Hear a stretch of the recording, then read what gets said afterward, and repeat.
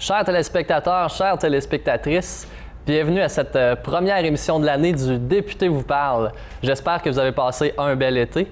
Et nous, l'été n'est pas encore terminé, elle est arrivée un petit peu tardivement. Mais nous, on a pris une petite pause, mais là, les vacances, c'est terminé. Bonsoir, M. Bellavance, ça va bien? Salut François, ça va très bien toi-même? Oui, ça va, ça va. Tout d'abord, j'aimerais qu'on indique un petit peu aux gens là, que dans les derniers mois, on avait eu quand même là, des questions ou des informations, des gens qui voulaient en savoir plus un peu sur les services du député. On avait reçu des demandes, entre autres, si je me souviens bien, les passeports, l'assurance-emploi. Donc, il y a des téléspectateurs aussi qui veulent savoir s'il y avait d'autres services à faire au bureau du député fédéral. Donc, aujourd'hui, nous allons demander à M. Bellavance, le Parlement, il ne siège pas encore, mais ça continue pendant la saison estivale, si je ne me trompe pas. Bien, ça dépend. Je veux dire, dans mon cas, tu vois, le comité de l'agriculture a siégé au mois d'août. OK. Et il y a eu le comité de la santé qui s'est réuni concernant les isotopes.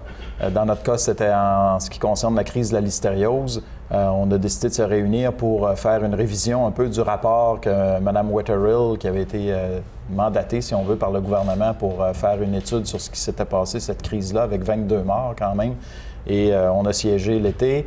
Je sais que l'été précédent, on avait siégé également au comité de l'agriculture. Alors ça peut arriver. Mais normalement, là, fin juin, là, disons avant le 23 juin, le Parlement cesse ses activités et recommence en septembre.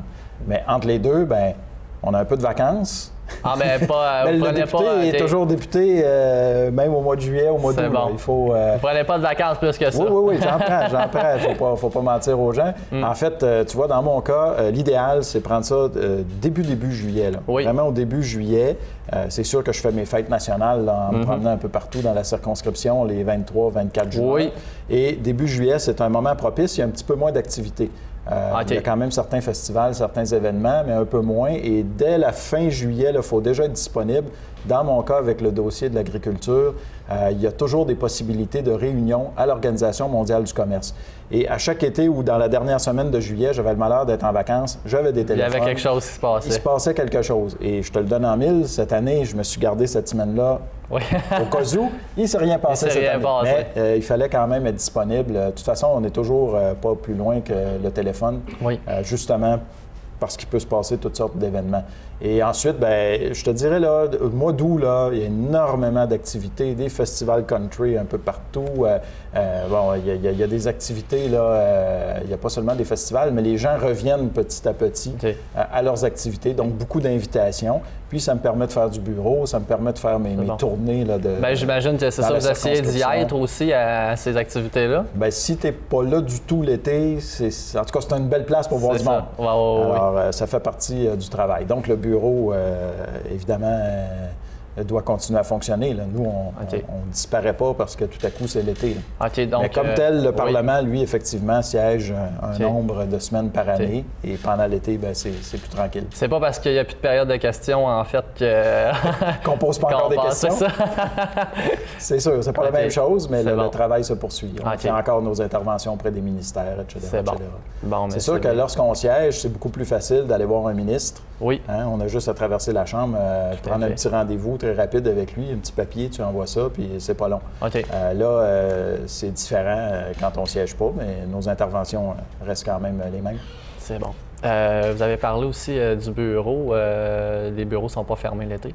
En fait, nous, on ferme une semaine. OK. Mais par expérience, il faut absolument qu'on puisse prendre les messages. Il y a quelqu'un chez nous qui va prendre les messages au bureau. On le dit d'ailleurs dans le message, si c'est une urgence, laissez-nous vos coordonnées, on va vous rappeler le plus vite possible.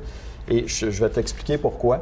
Tu te rappelles le tsunami qui avait frappé en Thaïlande? Il est arrivé un cas où il y avait des gens de ma circonscription qui étaient pris là-dedans et c'était un 26 décembre.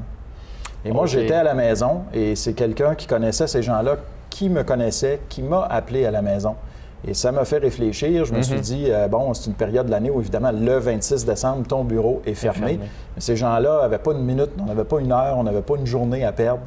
Il fallait tout de suite faire des interventions. Alors moi, j'ai contacté tout de suite un de mes adjoints qui, lui, a contacté le ministère des Affaires étrangères, l'ambassade à Bangkok, etc., etc. Donc, le travail s'est fait même si c'était dans le temps des fêtes. Bon. Et ça me fait réfléchir et je me suis dit, il faut toujours s'assurer d'être capable d'offrir un service, même lorsque le bureau est fermé, même lorsqu'on est en vacances. Alors, évidemment, mes employés ne prennent pas leurs vacances tout le monde en même temps.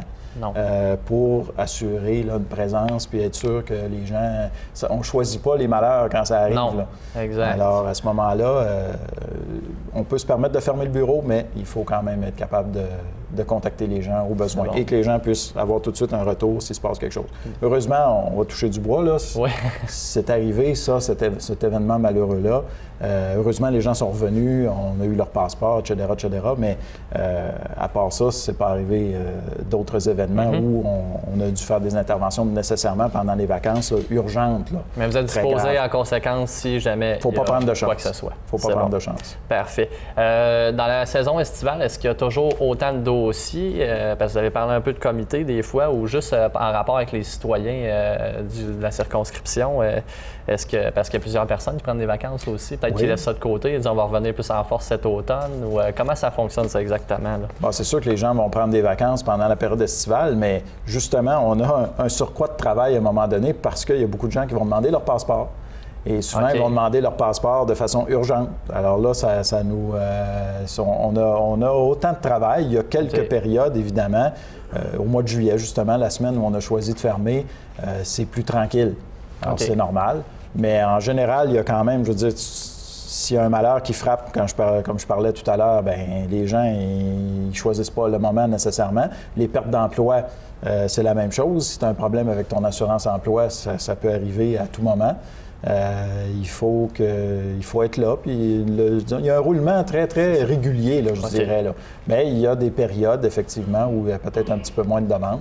Mais le bureau, il faut qu'il continue à fonctionner. Les gens ont toujours les mêmes demandes concernant les pensions de vieillesse, concernant le supplément de revenu garanti, concernant l'assurance emploi, etc., etc. Donc, il faut continuer à répondre à ces demandes-là. C'est bon. J'ai vu aussi cet été que dans les manchettes, vous aviez participé à une tournée estivale avec des collègues députés du Bloc québécois. Là. Vous étiez, c'était une forme de tournée, si je ne me trompe pas. Donc, c'était quoi le but exact de cette espèce de tournée-là? Là? Est-ce que il y avait une sorte de sensibilisation? Ça fait partie un peu, là, est-ce que ça fait souvent partie de votre horaire, en fait, des choses du genre? Là? En fait, ça, c'est un peu une nouveauté. Moi, dans mon cas, j'avais instauré des tournées de ma circonscription par secteur. Donc, soit en période de relâche parlementaire, soit les fins de semaine, soit également pendant la période des vacances, je vais visiter des municipalités, par exemple. Je vais annoncer ma venue par le biais d'un petit dépliant en disant, par exemple, je serai à Sainte-Clotilde à tel endroit, de telle heure à telle heure, tel jour. Vous pouvez venir me voir sans rendez-vous. Alors, j'ai fait ça, je le fais régulièrement quand j'ai du temps pour le faire, évidemment. Donc, il peut y avoir des périodes de temps où je ne fais pas ce genre de sortie-là, mais dès que j'ai la possibilité, je recommence cet exercice-là. Donc, ça, j'avais instauré ça. Mais une de nos collègues, Carole Lavallée, qui est dans la région de Montréal, elle a eu une bonne réflexion en caucus avant que la session se termine. Elle a dit « La crise économique ne prendra pas de vacances.